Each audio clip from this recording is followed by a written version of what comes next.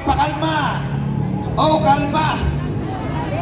So, pwede po tayong umupo para hindi kayo mangawit.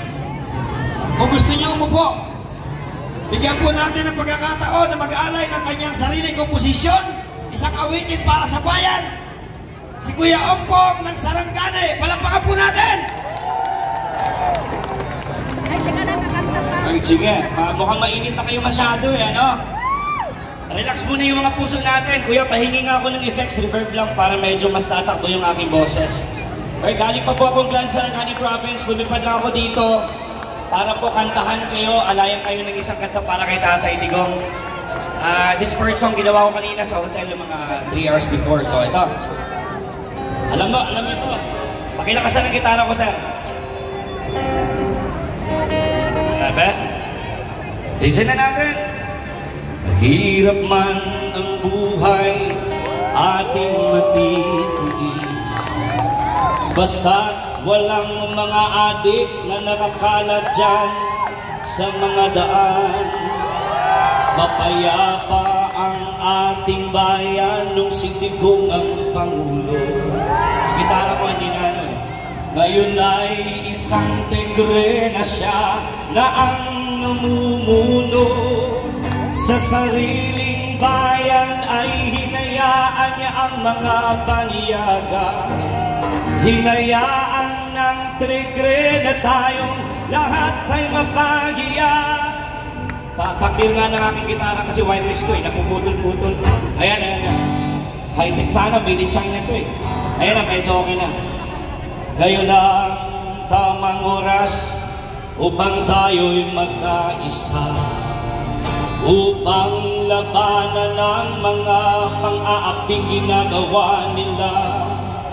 Dahil walang kalayaan habang naririyan ang guko ng isang tigring magnanakaw at mang-aapi. Magnanakaw! Si Digong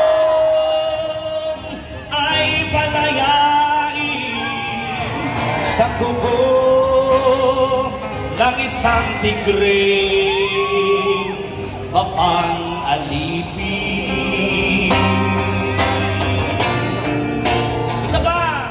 Si Digong ay palayain sa kuko ng isang tigring mapang-alipin. Ito, meron na akong backup. Eto na.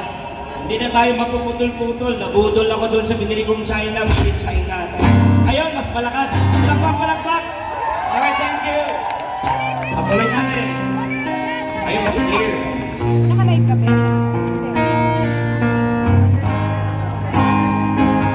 Okay, wag away yung mga flag natin. Paon ng ating flashlight ng mga cellphone. Here we go. Ulitin natin. Mahirap man ang buhay, ating matitiis. Basta't walang mga magnanakaw nakaupo dyan sa may... Saan ba? Sa may Pasig? Tadyakan na yan! Ay, sabi ha? Tadyakan!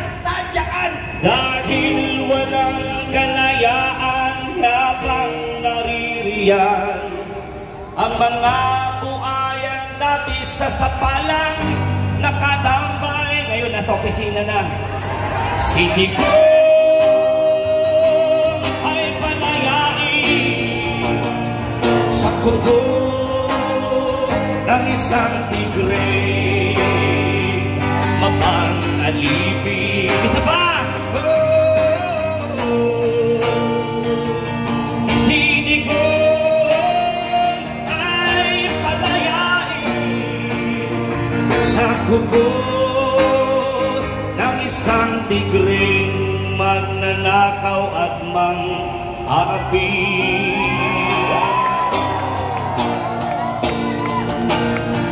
Bring Tatay Digong home!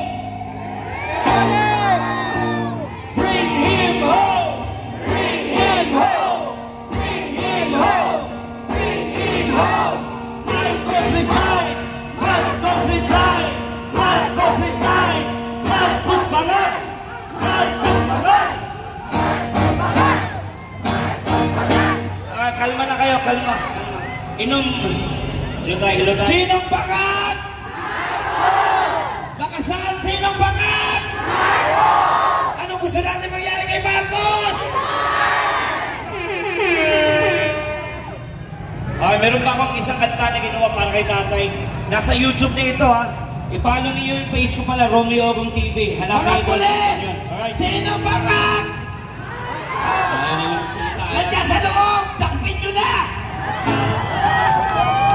Alright, here we go!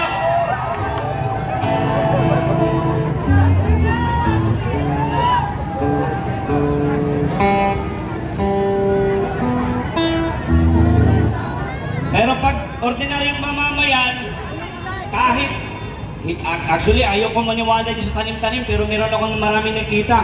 Ordinaryong mamamayan, hindi gumagamit ng negative sa drug test, hinuli pa rin. Tama! Kasi nagpupush down. Tama! Itong mga nandito, the narrative of the, alam mo. Yung ordinaryong mamamayan, katulad yung tinira, kinulong na! Hello, tay. May mensahe doon sa tatay Digong sa inyo. Hello, tay. Ikaw na magsabi. Magandang gabi sa inyo, mga putang ilang mga taga Manila. Ulang-ulang, nanonood ako dito sa Hague. Ang dami po lang bumitiw na sa kay Marcos. Kalma lang ngayon. Birthday ko ngayon, ayaw ko ng gulo. Kaya, ito lang sabihin ko sa inyo. Antayin ninyo ako pag-uwi ko. Lahat ng mga abogado, magkudita tayo.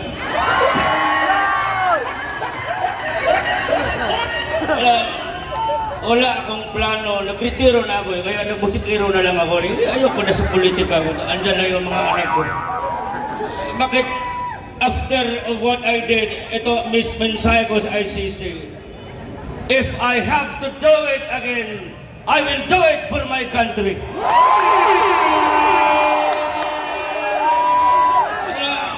Ito ang mga putang ina itong ICC. What is the difference of USA bombing Iraq, putang killing children in hospitals? Duterte! Duterte!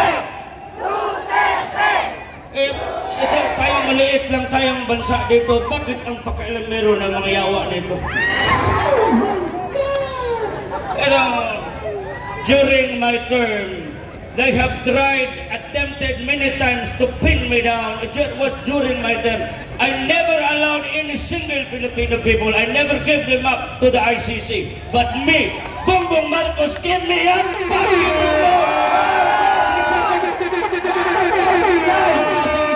Marcos resign! Marcos resign! Marcos resign! Alam na niyo, hindi ako nagsisi na ipinalibing ko ang ama niya sa libingan ng mga bayani. Ito, pag ikaw bang namatay ka, wala na akong, hindi kita makilala bang pagganap ko ng malakim na property ninyo, doon kayo ilibing sa inyo. Wala ako. Ito, seryoso itong panawagan.